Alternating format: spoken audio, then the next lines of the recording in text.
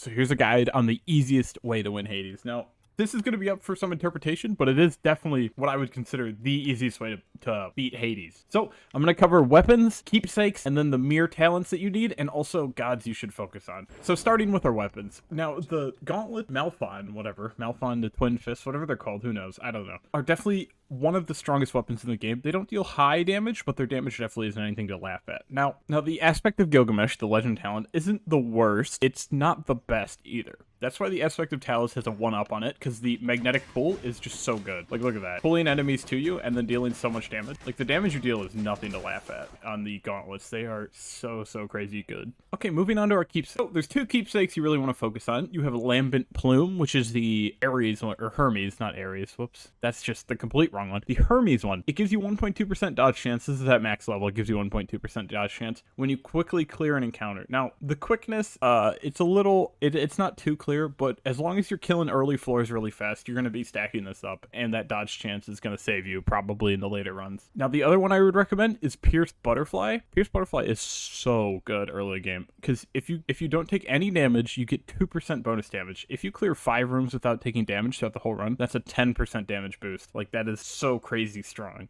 A few of the gods you want to focus on are, of course, the boy Athena. You gotta love Athena. Her boons are so good. They are so crazy good. The shields, the reflex, they're really good on the gauntlets, but they're not my favorite on the gauntlets. Definitely my favorites are Dionysus and Demeter. Now, these 2 are so good because they stack their bonuses. Demeter's freezing gets more powerful, and sometimes if you get the duo one that causes it to explode with Dionysus, it's really good. As well as Dionysus, whose damage over time scales with hits up to 5, so you just deal more and more damage. Now, some honorable mentions, as always. Black Shawl is very good. This is from Nyx. It makes you deal more damage to undamaged foes and backstabs, which is really good because we'll be running the backstab mere talent. That's a spoiler for later. And if you're having a bit of trouble with the runs, go for Lucky Tooth. Lucky Tooth is really good because you can swap it out later or earlier, depending on when you think you'll need it, because it's just a free life. Next up, we have the Mirror Talents. Now, these aren't going to be available if you're using the Mirror Canceling Heat buff. So if you're doing 63 heat runs, this won't be a thing. You won't be able to do Mirror Talents. But you probably know that if you're doing 63 heat runs, because you don't go into those unprepared. Now, for our Mirror Talents, these are up for interpretation, but I definitely think that these are the best ones you can use. First up, we have Shadow Presence. It makes you deal more damage from behind, which stacks with that Black Shawl that I mentioned earlier. The other option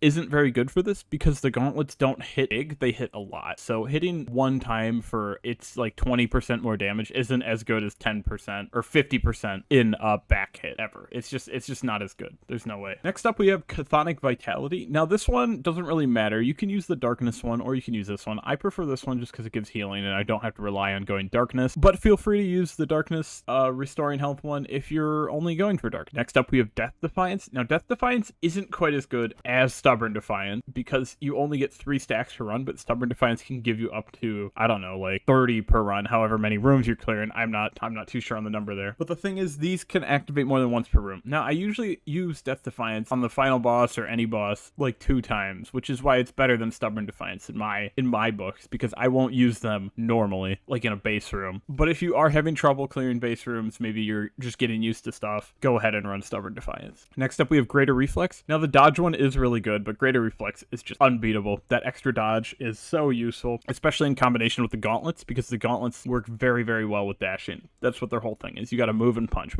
Next up, we have Boiling Blood. This one's really good because you could just hit him with a nice cast, stick him, and then just start wailing on him, and you deal just a bunch of damage. This one is generally the best. I don't think the other one's worth taking, the damage reduction and slowing one. I think the damage boost is too good. Then we have Infernal Soul. This helps with your Boiling Blood. You just put more stickies in more people, and you can punch them harder. Next up, we have Deep Pockets. This one's also a preference one. I just like having that 100 more gold at the start of the run, just in case I run into something early, that 5% at the end of the run. If you're really into keeping that money, there you go. Run the other one. But I very much prefer Deep Pockets. Next up, we have High Confidence. Now, this one's kind of controversial because it reduces your max health. Thick Skin, the other variation, is very, very good because the bonus health can sometimes save you, but I think that having 80% health and dealing 25% more damage is very, very good, especially when you're running greater reflex, so you have the dashes more, and you're running the gauntlets, which are generally a high mobility weapon, so you'll be able to dodge attack. These next three, I really don't think you can swap out. They are what I would consider to be the best of these next three. We have Family Favorite, Olympian Favorite, and God's Pride. Pretty much what these do is they increase your damage by 5% per rank per every Olympian you have. So if you have Demeter